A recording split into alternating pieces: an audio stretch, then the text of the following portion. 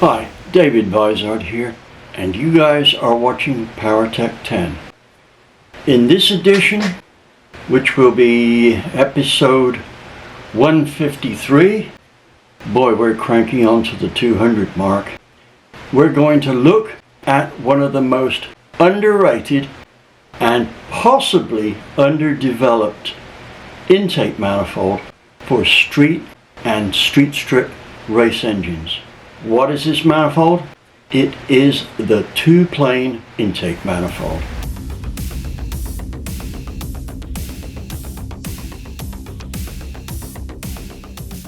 Let's look at the principle first and see what the inherent advantages of a two-plane manifold are. In many cases, I'd say about 95%, I guess that's many, they are not used to their full capability. But that said, there are also very few of them, if any, are designed to their full potential later on. But for now, let's look at a few drawings here that give us a good way to understand their design strategy. Here's an Edelbrock two-plane manifold for a small block Chevy. Basically, this is how the runners are laid out. You will see that two runners go to one bank and two runners go to the other bank for each plenum and runner combination. Why so? Well, to see why there's an advantage in doing this, we need to just look at a single plane manifold and see how the induction pulses draw on it. Notice that all the runners join to a common plenum. Now I've numbered the cylinders here because what we're going to do is run round these cylinders in the order they fire in. And by the same token, that means the order they induce a. Here we go. 1, 8, 4, 3, 6, 5, 7, 2. 1, 8, 4, 3, 6, 5, 7, 2. Now let's numerically put the firing order up. 1, 8, 4, 3, 6, 5, 7, 2. As simple as it may seem, a single plane manifold has a couple of less than obvious downfalls. What I'm going to say now, you'll probably have to dwell on for a moment. Let's consider that because we have 8 cylinders coupled to a common plenum, that because this is a 4-stroke engine, we have an induction pulse every 90 degrees. What this means is that when one piston is going down the bore at near maximum speed, 90 degrees after top dead center, there is another cylinder in the overlap period and the intake and exhaust valve are both open.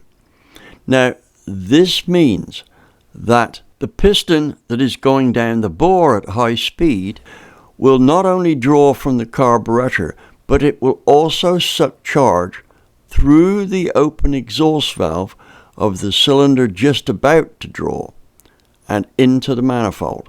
What does this do? Well, first off, at low RPM, it dilutes the charge, and secondly, it cuts the manifold vacuum. But there's more. Take a look at that firing order, and you will see that number 5 draws just before number 7, and they're adjacent to each other. What happens here is that during the overlap period, there is far more suction from cylinder number 7 than there is from the piston going down the bore on cylinder 5. So what happens? A pulse that's about minus 4 or 5, could be more, but I'm using those numbers just for an example. 4 or 5 psi arrives at the plenum adjacent to a cylinder, be number 5, that is having a suction on it of about 1 psi. So what happens is it will divert what's flowing into number 5 into number 7. So it's robbing number 5.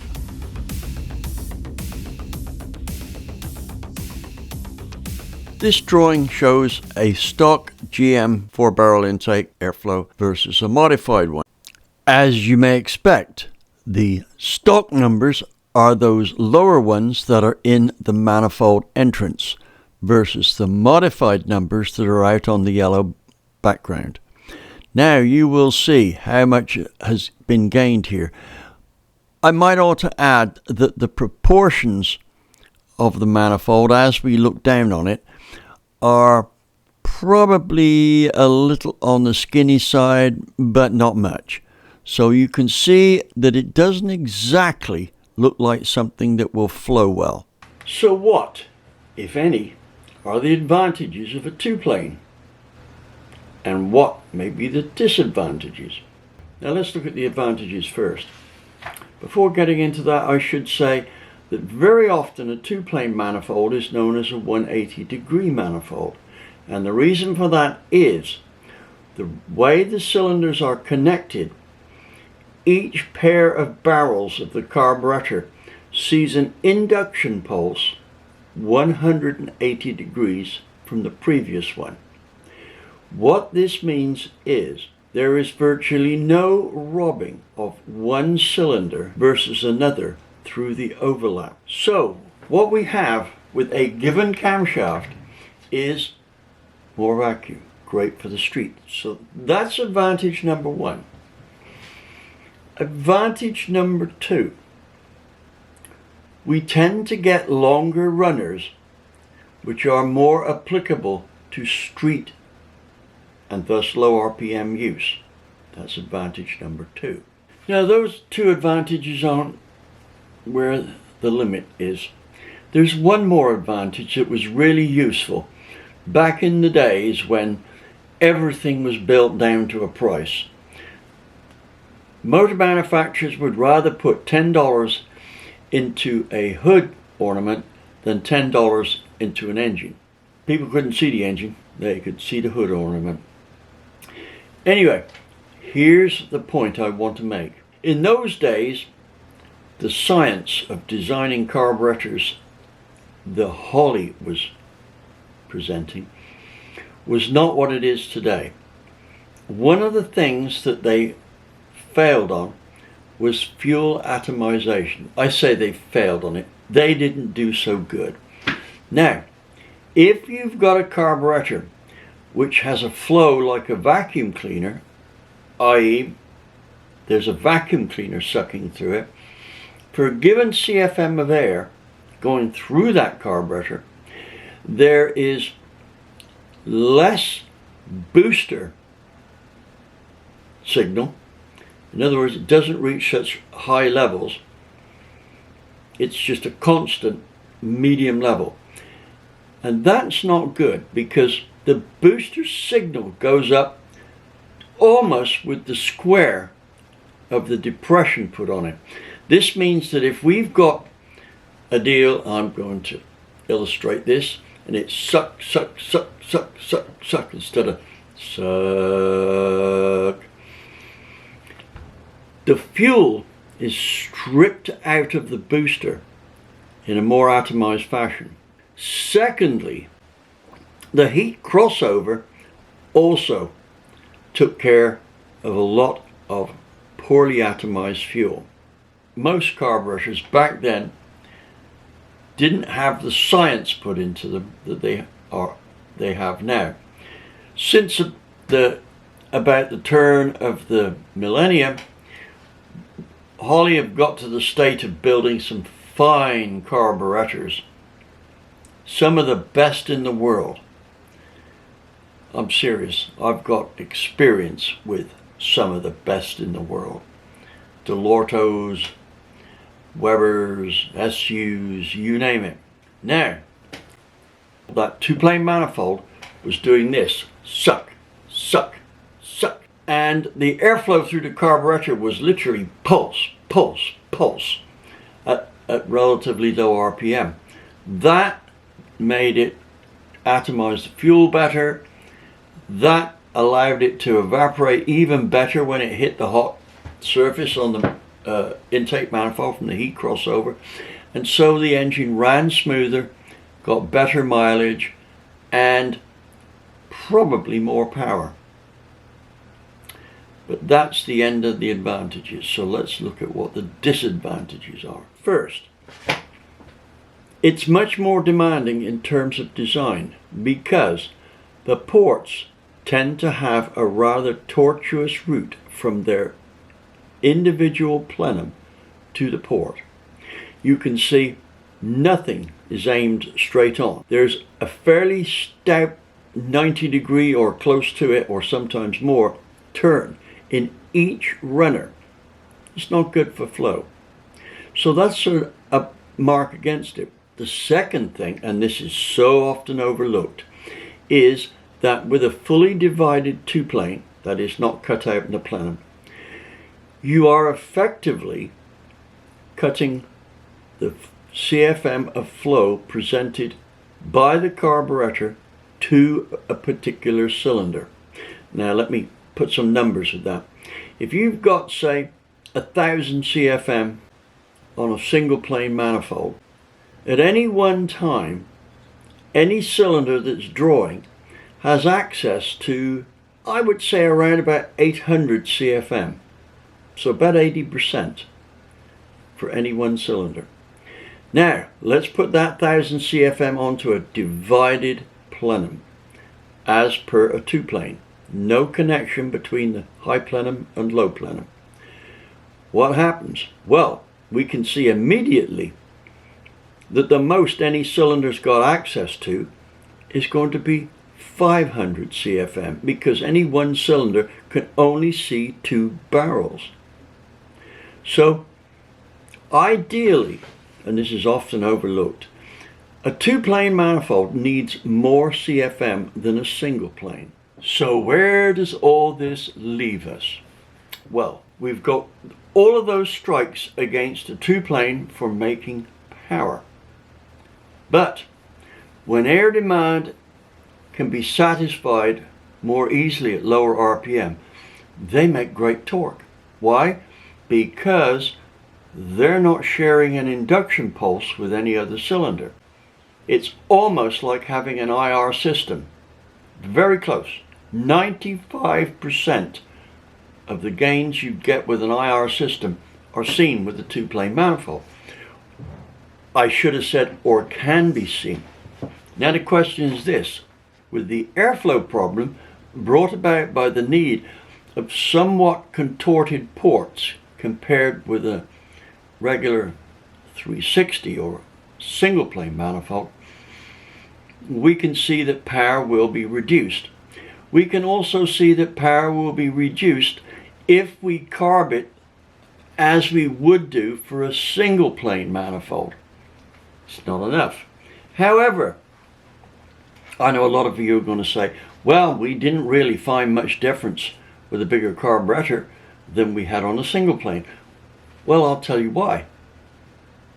In most instances, the flow of our two-plane manifold was limited not by the carburetor flow, but by ports which were not designed to maximize their flow capability within the constrictions brought about by a two-plane design. Sounds a lot to say all in one sentence, but to illustrate the effect of carb CFM on a two-plane, just check this graph just here. What you see is the test of CFM on a mildly cleaned up two-plane intake. I'm pretty sure it's an Edelbrock intake, but it was a while back. Here's the graph. You will notice that typically for this output of engine here, the carburetor normally selected is going to be about a 750. Well, we had a 740 here, and it was a prepped Braswell style carburetor. And you can see that the engine made a little over 500 horsepower. And the torque was 475. We went to a 920. Power went up considerably because now we've got 920 CFM that each cylinder is looking at. instead of 740. We continued to increase carb CFM, and at about 1030 we maxed out. The difference between 1030 and 1050 was nothing, but you can see 1030 made more power than the 920. Now, how often do you find that amount of carburation put on a two-plane? You don't.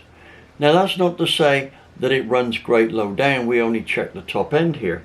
But this was a long time ago we did this test, and the ability to set up carburetors and the design of them has come a long way. I think this was over 20 years ago that I did this. Anyway, my point is this.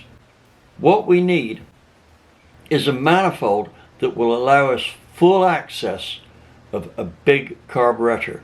We don't want the carburetor limiting the flow, and we don't want the manifold to limit what flow carburetor we can do. Hopefully you followed that. So let's carry on with what we're doing here. If you buy a Performer RPM or a Performer air gap from Edelbrock, be assured that if you had a stock manifold before and you plonk this on, it is going to make a big difference in power.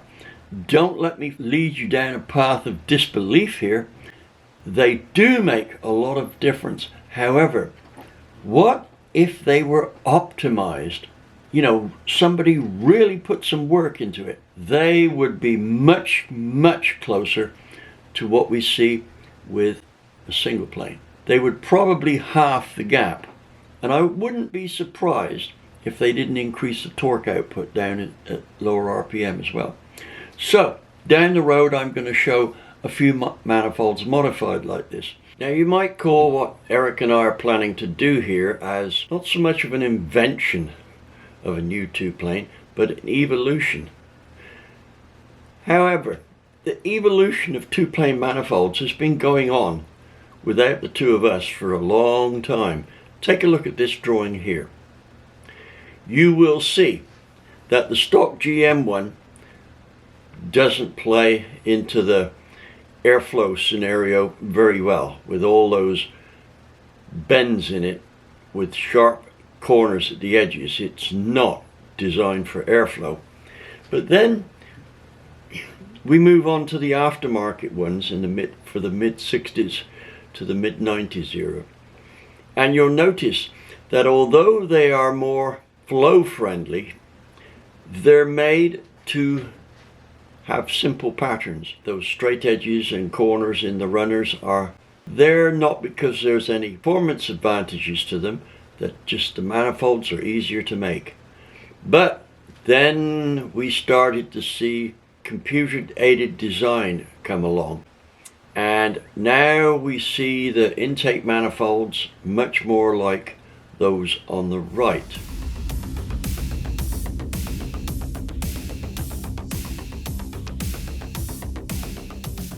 Let's talk about the Plenum divider for a moment. It appears that many people think that this is just a magic move. Cut that piece out and magically it makes more horsepower. No, that's not quite how things work. There's no magic in this business at all, although sometimes there appears to be. Here's what's happening. Inevitably, the carburetor that's installed on almost every two-plane is too small for peak power. That's because you've just cut the carburetor in two. So now only two barrels feed any one cylinder instead of most of the effect of four. So by doing that cutout, you've now managed to allow flow from the other pair of barrels to help feed the other side. So what it does is makes the manifold into a pseudo single plane manifold, but not a very good one at that. But because you put inadequate carburetors on it, this band-aid fix helped. Now, after a certain point, it just doesn't help the low-speed torque. And also, I've seen manifolds where they've worked on the stroke and McGirt method. That is, if some's good, more's better. Too much is just right. Here's a manifold that has been cut away right to the bottom. Did it make more power? Yes, it did. Fell way short of a Super Victor or something like that. And the low speed torque was more like a single plane. So what it in essence did was produce a really crummy single plane manifold with no benefits of a two plane. So that cut out, if you have to go that far, that's because your carburetor's too small. Here's my late daughter Jackie. She's just finished up doing the Edelbrock Performer RPM manifold for a 5.0 build she was doing. Let me tell you about these Edelbrock manifolds for the small block Ford. They are terrific, but they can be made better. Here you see Jackie's indicating the cleanup and the simple mods that she did in the Plenum. Note that the divider is rounded. That's because air needs to be able to go both ways depending on which bank of cylinders is drawing. The other thing is, this was used with a 1/2 inch spacer with 2 oval holes in it, of which the outside edges were matched to the Plenum. And note that the turn into the runner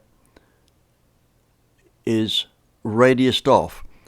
The bottom runner has not yet been done. That was also radiused off just at the top.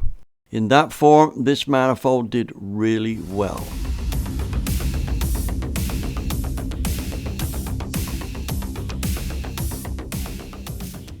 Now I do have something to say here about a job, surprisingly. I know many of you will be very familiar with the videos I had a few months ago, like beginning of May or so of 2024, with Eric Weingartner. Oh, we got into a big conflict. Believe it, and I'm going to tell you the story in the next video, but believe it or not, we're now working together, right? I just want to say one thing. I was very upset at having to pull Eric up on this for getting facts about me wrong. And I didn't want to make him look bad. Why? Because I firmly believe that in terms of supplying goods to guys like you, that's cylinder heads and services, he's one of the good guys. And I was also fairly convinced that he was one of the good guys in terms of being a good guy human being. Well, you know what, guys? I was right. Eric gave me a call, much to my surprise, and we talked about this. He was incredibly polite. He was just total gentleman. We debated it. We did not argue. And I must say that it was one of the most welcome phone calls I've had, period. Right, so thank you, Eric. Much appreciate that. Now, let me tell you what Eric and I are doing. And I've got to say, it's not going to happen soon. What we are going to do is we are going to take a big block, 2-plane Edelbrock intake manifold. Now, I've said this before, especially in my big block books. That Edelbrock Performer RPM 2-plane manifold breathes like a toilet. It really flows well for a 2-plane. Problem is the moment you put a 4150 style carburetor on, it doesn't flow. Why? We've got a big block with a big block scaled flow manifold, and then we put a small block carburetor on it. Yes, a small block carburetor. That 4150 carburetor cannot supply, even in 1000 CFM form, cannot supply the airflow requirement for even a moderately hopped up big block. So here's what we're going to do. I'm going to get a Performer RPM air gap, and we've got a spare Holley Dominator at 1250. And what we're going to do is increase the height of the manifold slightly. I don't know yet. we've still got to do our R&D on this, or Eric's going to do it. Probably by 1/2 inch at least, but maybe as much as 1 inch. And we're going to adapt the manifold such that it looks like, in terms of its form, it was built right from the outset for a dominator, which means that the whole plenum area has got to be redesigned. So we're going to do that and see what the difference is between 1050 4150 on the engine, and we'll put spacers on and all that good stuff, compared with a 1250 dominator. I believe on an engine making 600 odd horsepower that the dominator is going to be worth 50 or 60 horsepower more. That means in that horsepower range up to 600 horsepower, it is probably going to be the best deal, better than a single plane manifold with a 1050 4150 on it. And that single plane manifold will never match that low speed. So that's what we're doing. Now, once we've done that, we're going to try and convince Edelbrock they should make manifolds like this. We'll see if that's possible.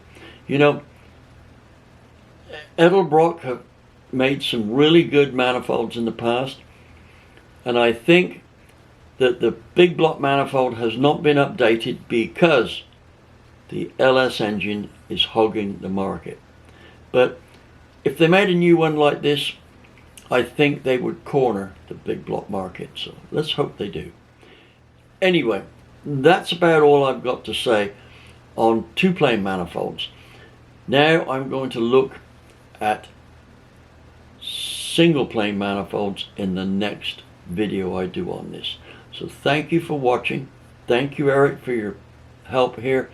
And don't forget, subscribe, like, notify, share, and please, super thanks.